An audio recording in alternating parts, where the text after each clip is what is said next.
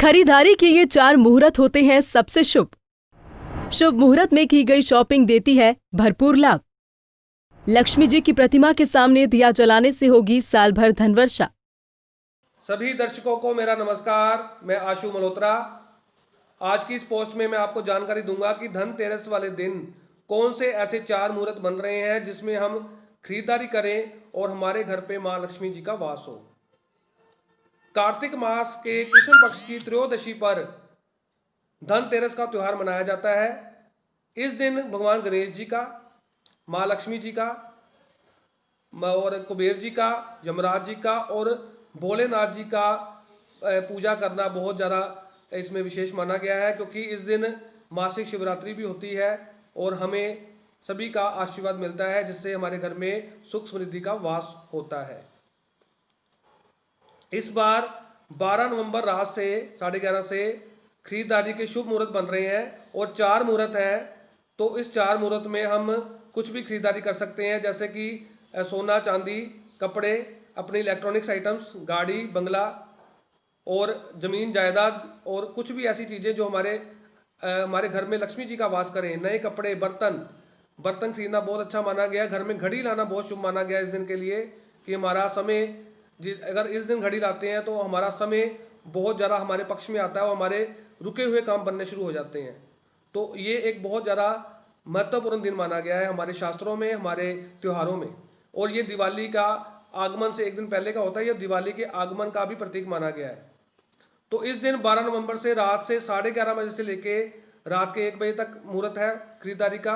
और उसके बाद 13 नवंबर यानी कि 12 नवंबर रात की 13 नवंबर 2:45 सुबह के यानी AM से लेके सुबह के 10 बजे तक, और उसके बाद सुबह के 11 बजे से लेके दोपहर के 1 बजे तक, और उसके बाद शाम के 4 बजे से लेके शाम के 5 बजे तक। ये 4 मुहूर्त के बीच अगर हम कुछ भी खरीदारी करते हैं अपने मनपसंद या अपने घर की साज सज्जा के लिए, तो वो हमारे घर में लक्ष्मी जी का वास लेके आते हैं। हमारे घर पे सुख समृद्धि का वास होता है, जिससे हमारे घर में खुशियों का आगमन होता है और हमारा जीवन बहुत ज़्यादा खुशहाल हो जाता है।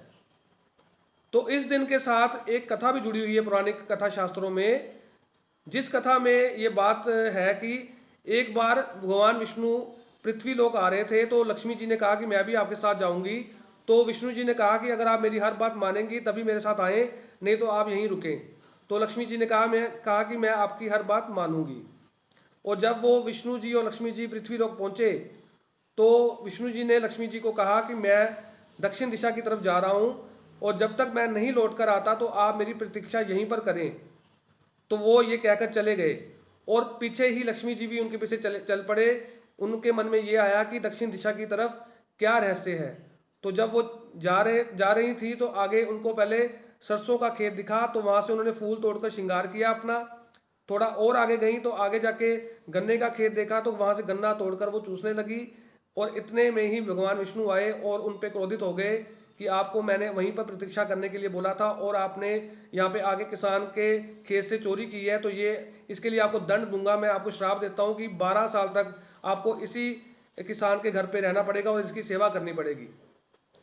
तो ये श्राप उनको मिला, तो लक्ष्मी जी उनके घर में रहने लग पड़ी किसान के। और एक दिन किसान की पत्नी खाना बनाने लगी थी, तो लक्ष्मी जी ने बोला कि आप पहले लक्ष्मी जी के जो मेरी तस्वीर है उसका पूजन करें, उसके बाद खाना बनाएंगे और जो मांगेंगे आपको मिलेगा। तो किसान की पत्नी ने ऐसा ही किया। तो उससे अगले दिन ही किसान के घर पे अन्न धन की कोई कमी ना रही और 12 साल किसान के बड़े आराम से निकल गए। और लक्ष्मी जी का जाने का समय आ गया और विष्णु जी उन्हें लेने आए। तो किसान जिद पे अड़ गया कि अब मैं लक्ष्मी जी को यहाँ से नहीं जाने दूंगा, क्योंकि मेरे घर पे सुख समृद्धि का वास हो चुका है। तो विष्णु जी ने किसान को बोला कि ये बहुत चंचल है, ये एक जगह नहीं रुक सकती। ये तो इनको श्राप दिया था मैंने आपकी सेवा करने के लिए 12 साल का, तो वो समय पूरा हो चुका है, तो अब इनको जाना पड़ेगा। तब भी किसान नहीं माना। तो फिर लक्ष्मी जी ने बोला किसान को कि अगर तुम मेरे कहे अनुसार चलोगे तो मैं फिर तुम्हारे घर से कभी नहीं जाऊंगी।